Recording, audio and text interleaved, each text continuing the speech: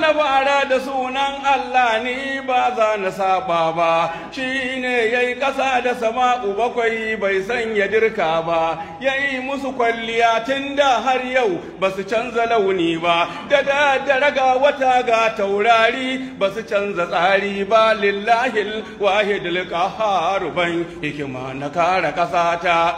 Najeriya mu ba addinin Allah ya gyara ‘yan Najeriya mu ba addinin Allah ya gyara ƙasa ta.